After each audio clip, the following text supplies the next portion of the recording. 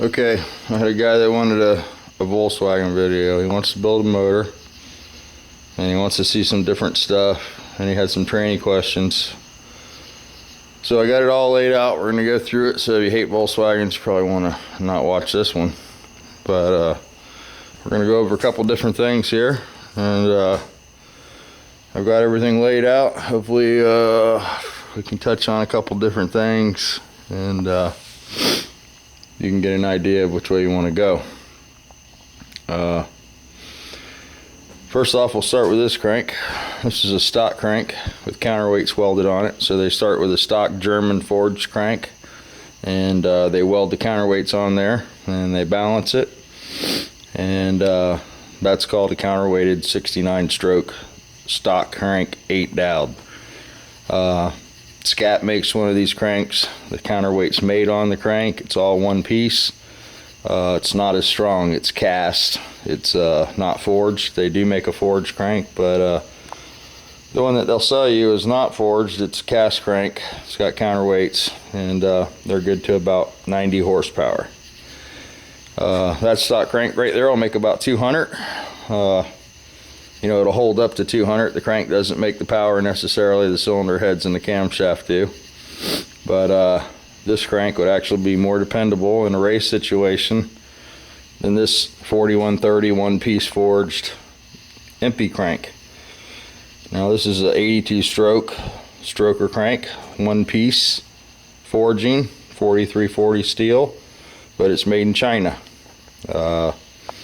The quality is not near as good as the steel in Germany. Germany and Sweden probably has the finest steel out there. Porsche manufacture all their crankshafts in Sweden, and Gene Berg used to have his cranks manufactured at the same place that Porsche had theirs manufactured. The grain structure, the metal, the way it flows in the crank when they stamp it is very important. These cranks are stamped with a stroke out here. You'll notice when you stroke the crank, the journal comes all the way out to the cheek of the crank.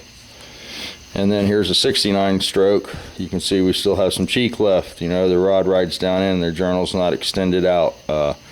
That's what gives the stroke in the crank. They actually move the center line of the rod journal away, so it makes the arm longer. 82 strokes, about as big as I would go if you're a first timer.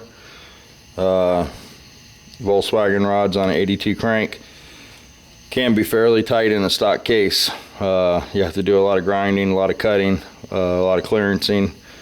I really don't recommend building Volkswagen motors if you haven't done it before. Stockers are one thing, but when you get into putting parts together that don't really go together, and you have to figure rod ratios, rod lengths, piston speed, all that stuff comes into effect. And if you don't calculate all that stuff, you come up with what they call a bad combination, and you can make no power and have all the best parts in the world.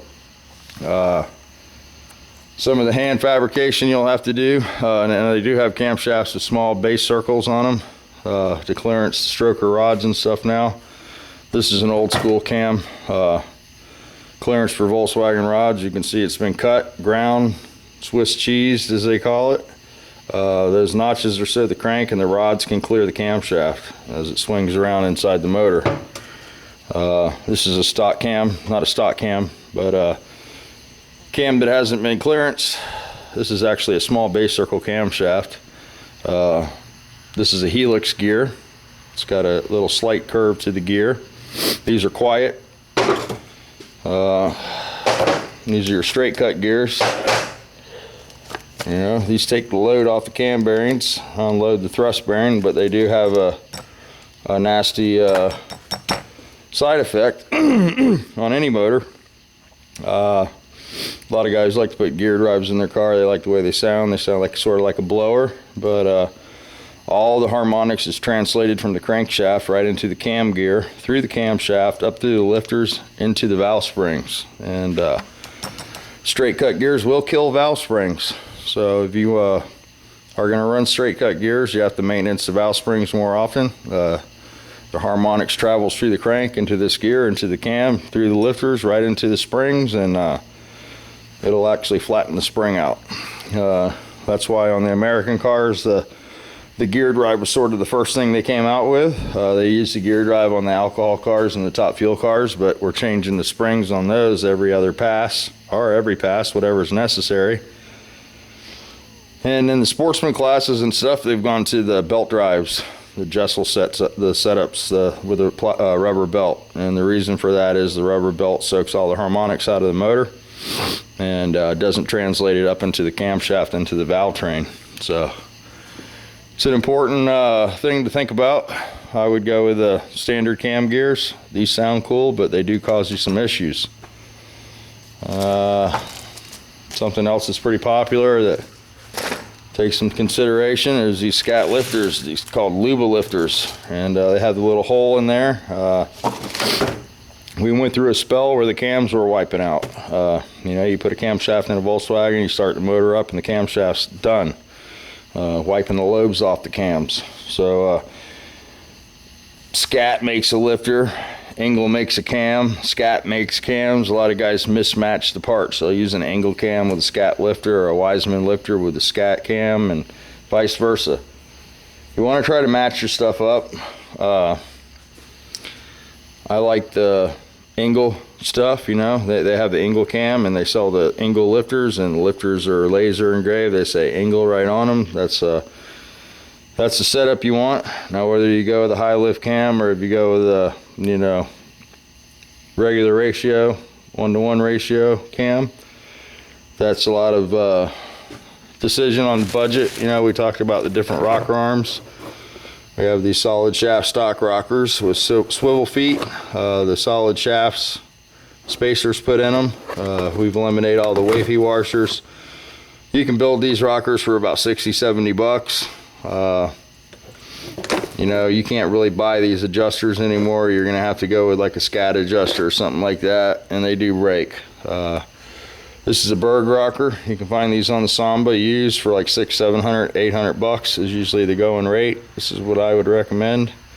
It does add to the budget quite a bit on a motor, but the valve train's everything.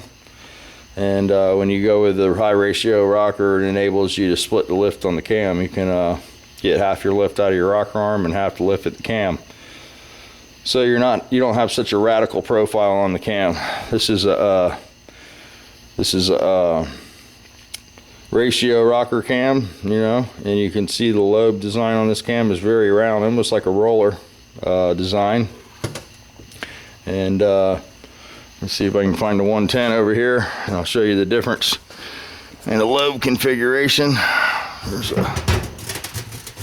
There's a 1-to-1 cam, and you can see how sharp that lobe is. You know, the lifter likes to bounce over that, and it's harder to control a lifter. You know, you can't control it with valve springs and all that good stuff.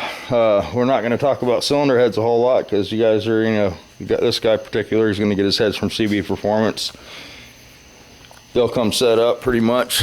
This is a set of my wedge ports before they made wedge ports. CB Performance stole that design from Gene and Clyde, and these were hand ported. Let me see if I can get a date on these for you. There you go, 4 of 80. So these were way before the wedge port heads. These are what we used to do. You know, I do all my own cylinder heads. I'd like to be able to buy the CB heads. I just don't have that kind of budget. So, you know, but I have the ability to do the work myself, weld the heads up, put the seats in, cut the seats, do all that stuff, machine the heads. That stuff all gets expensive if you got to pay somebody to do that stuff. So that's why I recommend buying cylinder heads. Okay, so we've covered the cranks, the different type metals that they use in these cranks. That's what makes these cranks not as stellar. You know, it's a China piece, and you get what you pay for. It's like with anything. It does come 8 dowel. Got the extra dowel pins, the extra long dowel pins. If you use a stock crank, of course, you have to have the extra dowel pins put in. You're going to have the counterweights welded on. You'll have to have it balanced. There are a couple companies out there that sell them. Could give you a couple lines on some parts if you can't find anything. Flywheels, you want a Lighten flywheel. This one's forged, chrome moly, 8 dowel, Lighten, 12 pounds. Connecting rods. Connecting rods are sort of like the cranks. You know, we got a H-beam rod here, and it sort of looks like an H-beam rod. You know, back in the old day, there was Potter or Corella, and very expensive. You know, a set of Corella rods cost about $800 for a Volkswagen. If you were a serious racer, you could buy the Jet Titaniums. Those are $1,200 for 4 rods. Gene sold the stock Volkswagen rod machine, the backside of the cap, balanced them end to end, and you could use those also, which was a popular choice because of the price. You could buy a set of those for about $200. Scat's since flooded the market with this stuff. Scat and empty. This is a H-beam design. It's got an aftermarket rod bolt in it that's not worth the crap. You got to take those out, put an ARP bolt in there. These bolts have to be measured with a stretch gauge. You can't use a torque gauge. You don't want to torque it with a torque wrench, because the torque wrench will only torque it and give you a tightening. You know, it'll give you a false reading. Basically, you'll get the torque and the bolt won't have any clamping load on it, and the rod will just fall off the crank. These rods are very well known for that.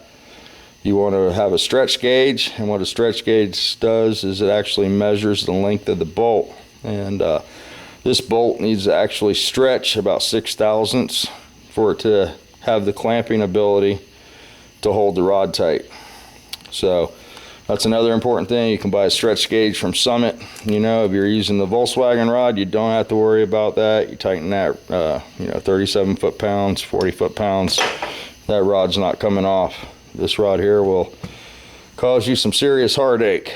This is a Volkswagen rod. This is a brand new Volkswagen rod. This is what you don't want. This is a Brazilian rod out of a new Volkswagen motor. These are cast. These are sand cast. This is forged. This is the original forging. German piece here, of course. And I'll give you a weight comparison.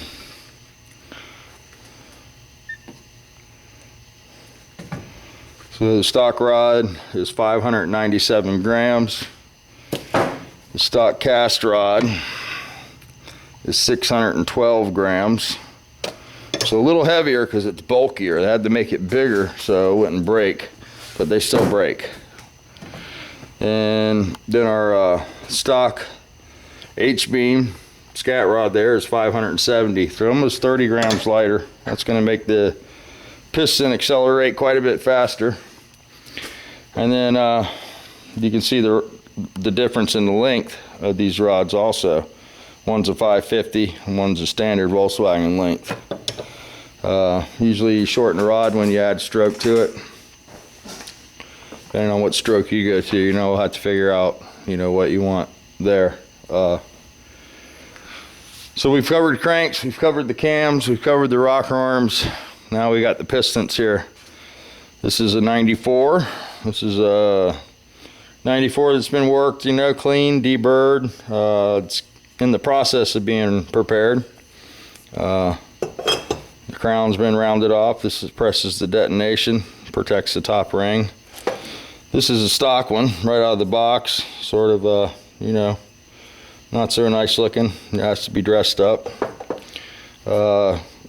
Cylinder thickness, we have a 92 here. So I don't like the 92s, they're fairly thin, you know. This is a 94, thicker than the 92 because of the construction of the cylinder.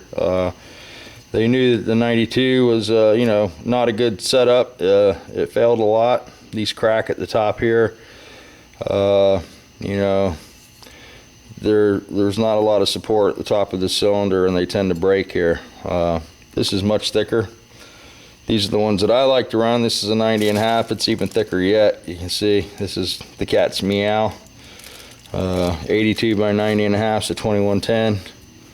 You can go with a 86 stroke crank, 84 stroke, you know, and make it a little smaller if you like. The difference between the 69 stroke and the stroker piston is the pin location. in relationship to the oil ring. You'll see that this pin is moved up almost to the oil ring. This is a stock stroke, 69 stroke, and you can see the distance between the wrist pin at the top and the oil ring landing. So actually what they do is when you add stroke to the crank, they actually move the wrist pin up in the piston to keep the piston from coming out of the top of the cylinder. Lowering the compression ratio is as easy as these spacers here. These are the spacers that I use. These are about 200 and, what are these? These are 300s. So studs, 10 millimeter studs. I like chrome moly studs. You know, if you're gonna have any kind of, you know, performance, you want to get a good stud. Chrome moly stud. Stock studs will break. Stock 10 millimeter studs are not a good idea. I'd get the good chrome moly ones. The 10 millimeter stud for the street really isn't a great idea. It doesn't have much yield. That's why they went to the 8 millimeter stud, so it stretches with the motor. It expands and contracts. So with that being said, let's go over some cases or some oil pumps next. The oil pump's another thing that you'll have to consider. These pumps you never want. You see these on a lot of motors, you know, they'll be bolted to the motor there, and they got this way. It's got the little oil filter that the header heats up, heats the oil up, and you don't want those. That's no good. I like the 30 millimeter or the 26 millimeter pump, you know, get you a good Berg pump. If you're going to full flow the case, they sell it with the hole blocked off. There's a small pump. You can see the size of the hole there. And there's the big pump, you know, bigger hole, more oil, bigger gears. You know, you want to make sure you get a decent oil pump, a decent full flow cover. Like I said, Berg sells the pumps that are pre-plugged. He sells an O-ring pump that's real nice, doesn't leak. I sort of would go that route. Carburetors. 48 IDA is my choice. A lot of guys like the IDFs. I don't care for them. If you're going to buy dual carbs, you might as well step up to the 48. Some guys will tell you these aren't streetable. Those are the guys that can't afford these. These carbs are very streetable. This is my first set of carbs that I got, was a set of 48s. Saved for 3 years, finally picked up a set. And that was a 1776 they were on. I drove that thing all over the place with these cylinder heads. And one of these crankshafts, a Berg crank kit. It was a Berg engine kit is what it was. And these cylinder heads, K7 cam with a set of Berg rockers, and the car ran 1380s in a full body Beetle. Had a close box tranny though. I love the 48 Webers. These are actually Webers. You know, these aren't the MP ones. You can buy the MPs, I think, for, you know, I've seen them on sale in the $700–800 range. You get the linkage, the manifolds, the whole deal. Sometimes the manifolds, you have to buy the big beef manifolds so you can port them for the cylinder heads. You have to have room to port the manifold to match your cylinder head. You can see the extra material on these manifolds. For these to work right, these would have to be completely welded from about here down to the base, you know, and you basically just weld all that up and port the crap out of it. All your power is made towards the spark plug hole, you know, so if you port at the back of the manifold off to the side, you're not going to get any power there. And if you look down in this manifold, it's almost shut off there, you know. So when you weld all this up, you can open that hole and almost see the top of the valve through the intake manifolds. You can spend probably 30, 40, 50 hours on a good set of intake manifolds without any trouble at all. CB Performance does sell imported. I recommend that you buy them that way. They're CNC ported. They take a lot of the you know, the hard work out of it. We talked about being able to buy the stuff right out of the box, and that's sort of what you want to do. Even though you buy those heads, you are going to want to take them apart, clean them, lap them, check the valve guide clearance, all that kind of stuff. They say they're ready to bolt on, but they're not so ready. You know, sometimes you got to do some things. Engine cases. So here we go.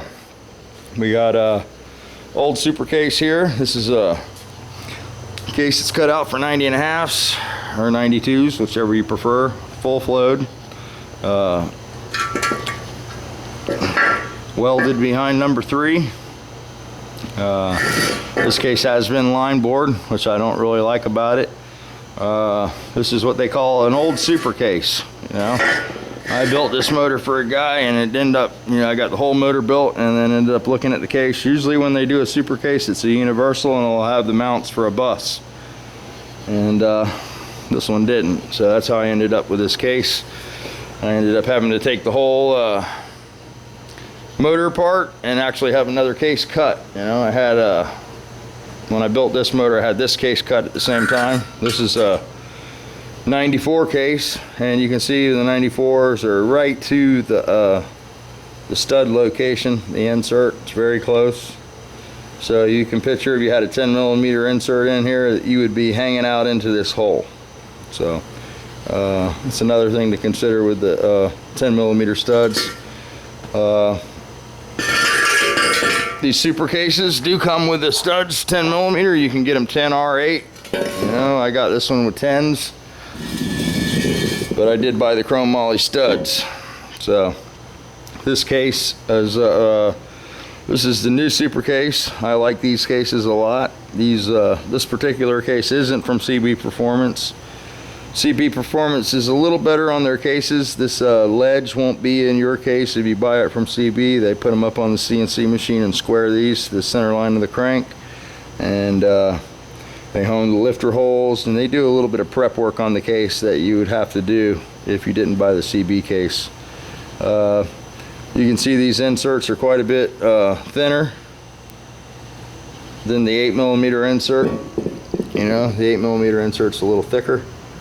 And I prefer these for the street. The 8mm, of course, like I said, they grow and contract with the motor a lot better than the 10mm stud does. This motor is going to be sort of a overkill situation. These cases come pre-cut, made solid behind number 3, not welded, so it doesn't distort the case where they have to be line bored, which is a plus for me. It comes full flowed for the external oil cooler if you want to run it, you know. It comes with the bus provisions for the bus mount. It comes with a bubble top.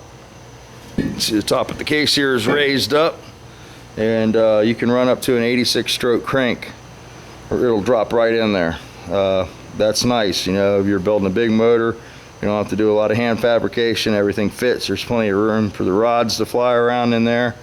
All these spots that are clearanced out are already done on a mill, and you have to do all that by hand if you don't have it machined. You know, you see the top of the case is machined for the rods to clear up there, and this case is set up right out of the box for a stroker motor. You know, this is the way to go, I think.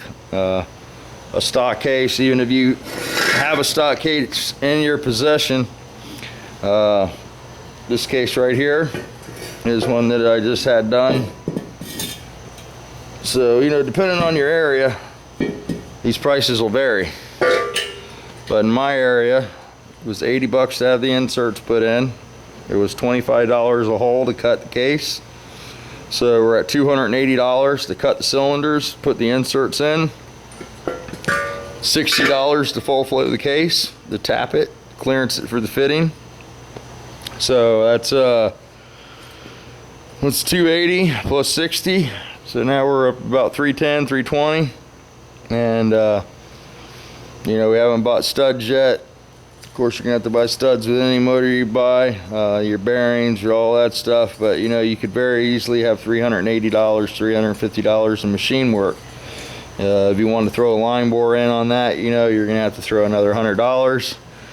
They're almost never straight when you pull the crank out because the stock crank's not counterweighted, so it beats the case halves to death. And this is the area you want to look at for that. You know, if this is real shiny in this area, it's from the case squirming, you know, from the 2/2 squirming, and it actually beats these saddles out. And what will happen is you'll get a space between here. You'll tighten the case down. You can actually take a flashlight and you can see through the bearing surface or the clamping surface here. And what it does is it lets the bearing get loose in the case. So what they have to do is run a cutter through here, and when they cut that, it sort of it it relocates the center of the crank and causes some issues, and you know, there's some power loss from that, and people will argue that, but that's just how it is. That's a fact. So there you go with the cases. You know, at best you're going to be $350. Then you got to add shipping on top of that, unless you live somewhere that can do it. I had to run this over to a shop on the coast, you know, so I had to drive there, the drive back, plus the machine work on the case, and plus I had to buy the case. So, you know, I probably got about easy $400 in this used case. So $400 for a used case. I think you can buy one of those for 800 bucks. If you are serious about buying a motor or whatever, you know, and you want to get a case like that, talk to me. I get a little better deal on them. I buy in bulk, so I get a little bit off of that. I can save you some cash if you want to buy a new case. Trannies was the other thing that you wanted to know about, and this is a lot to cram into one video. I know. Hopefully you're getting something out of it, but you might not be, you know, because it's a lot to try to take in.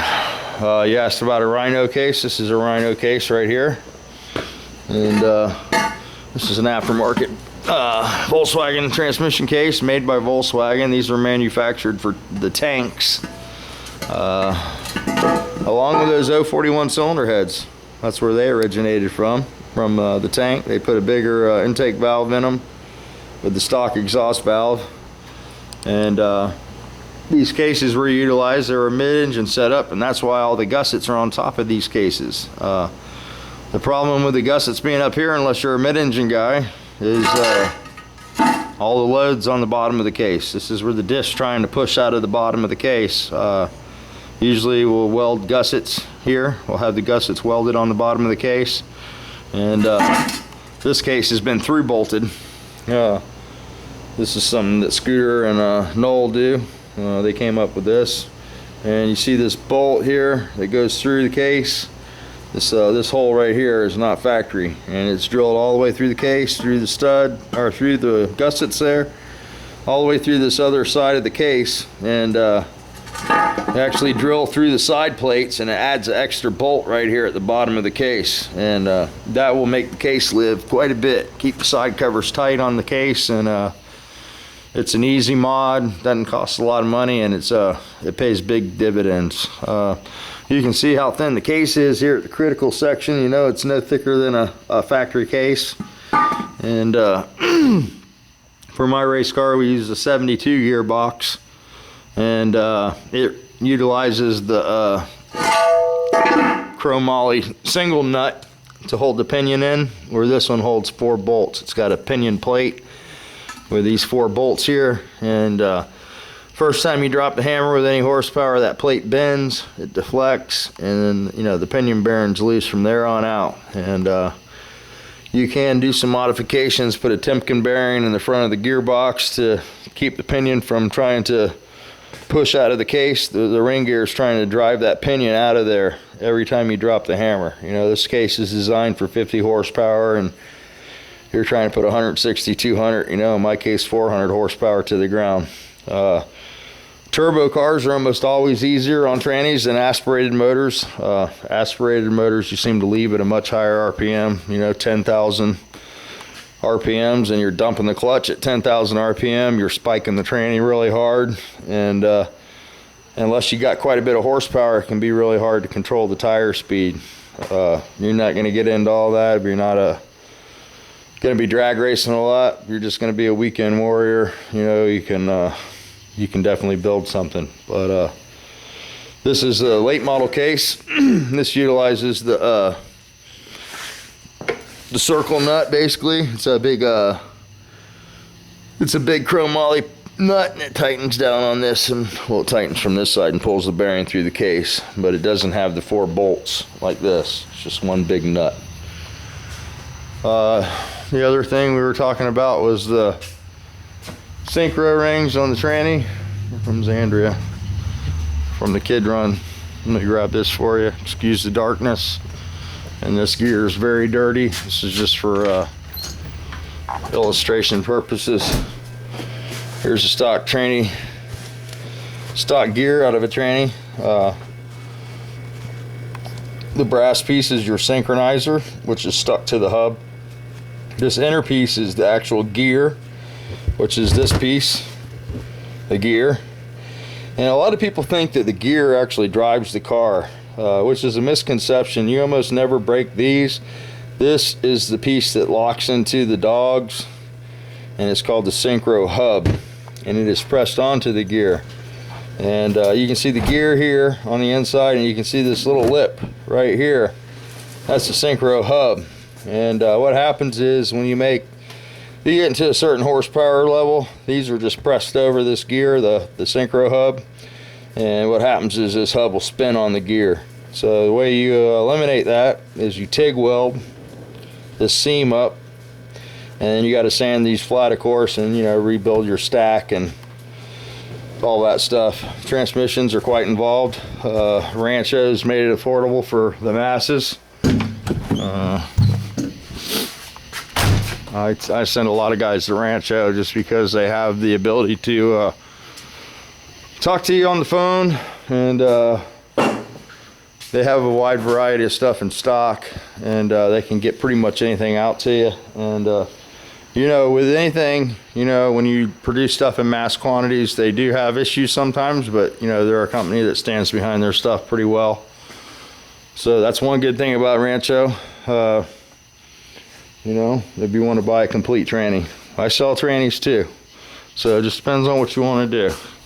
But that's a little bit of the Volkswagen parts. Hopefully that helped you out. Of course, if you need to know anything else, just let me know. If you'd like me to put you a combination down on paper and add some of the stuff up for you, I'd be glad to do it. I know these cranks, I think they run in the 270. Just figure $300 for a crank, $300 for a set of rods. The piston cylinders are unattainable right now from what I understand. A set of Molly piston cylinders can run you as much as $300 if you can find them. The Mall factory burned down. There's some problems with the manufacturing in China. From what I understand, we're not looking good for these Mall piston cylinders, and the Chinese ones aren't the quality that the old ones used to be. So like anything, the quality changes as the years go by. These 90.5s are for 82 stroke. They have the pin location moved up. I've had these for a while. I bought 10 sets of the 85s here, and you can't get these anymore. These are like $200 now, or $250 is what they told me at the parts store the other day. And I don't even want to use them. I just they're so hard to get. And well, you can't get these anymore. They're just not, you can't get them. And so there we go. Here's a stock piston in comparison to the the 94. Give you an idea of how much bigger it is. It fits on the outside circumference of that cylinder, so quite a bit bigger. Those are some nice pieces right there. You don't see those probably only here. Maybe a few people have them, I don't know. Like I said, I bought 10 sets of them, and I bought those about 3 years ago from my buddy passed away. He had a Volkswagen place, and when I was recovering, I would drive over there and sit with him and buy stuff, and he would give me little ideas about what wasn't going to be available and what was, and what worked and what didn't. And I really miss my buddy Dave. He passed away about, I guess, 2 years ago now, and it ain't been the same building motors without him, I can tell you that. It's hard to find a good parts guy. But yeah, so that's the deal on the Mollies. You might have to settle for some A&As, which some people don't like. I've used quite a few of them and hadn't had any problems, but there are quite a few piston cylinder companies out there. You can get some Wiseco's, you can get some J&Es. You can do, there's just so many different combinations, like anything. It just depends on, I know sort of where your budget's at, so look at this video, give me a call. You know, we talked today. You can call me whenever you want. We'll talk some more, and we can go over some more stuff or whatever. Hopefully this just gives you a little idea of what you're in for. And you know, there's parts here that we haven't even talked about. You know, of course, you know, there's the keyways and the gears and all that stuff, and a lot of those core parts you'll have on your stock crank that you'll be able to use on your you know, whatever you buy. But like your drive gear and your distributor gear and all that stuff, you want to take very good care of all that stuff. Does take some special tools to get that stuff off. Want to make sure that you don't, you know, use an air chisel or anything like that to get the gears off the crank. You know, the crank gear has to be heated to be put on. So there's a lot of little things, you know, here and there that I don't know if you're aware of. You may be. I don't know your experience. And I try not to discourage anybody from the paint thing, but I definitely try not to encourage anybody to build a motor for the first time, especially a Volkswagen motor. You know, if you want to build a motor for the first time, build a small block Chevrolet or something like that, you know. And this is a completely different animal here. You know, there's all kinds of rules that need to be followed, and if you don't follow them, you won't like the results, you know. You can, well, I won't get into what you can do, but, you know, you just have to be aware when you put one of these together. There's a lot of little tricks, and one little unlooked thing can cause you several issues. So like I said, we're going to be building a motor here. You know, we're going to be building this 17. This is going to be 1835, 16 or 1915, 69 by 94. We're going to get into notching the lifters for proper oil control. We're going to do all kinds of stuff on this motor, pretty much every trick that I can think of. And I will make the videos on this because I know the guy wants to see each step, and I know this guy wanted to build his own motor too, and I know that, you know, from talking to him on the phone, that he was really excited, and there was a pause when I told him, wow man, I really don't think you should put the motor together, you know. And hopefully he didn't take that wrong. And guys, you know, I did this for 15 years. I worked for this guy for the Volkswagen shop. I missed one day in the 15 years, and I can honestly tell you I washed parts for 3 years before I even touched a motor. And you know, it was a long learning process, you know. And I wondered, you know, if you know, the guy that was teaching me was just being you know, a hard ass or whatever. But you know, I learned some good lessons, and he made me look at the whole deal and learn how everything works. And you know, that's what you want. You want a good understanding of what you're working with. And you know, every time you'd figure a compression ratio or rod speed or piston speed or any of that stuff, rod ratio, you know, I'd be right there at his desk watching.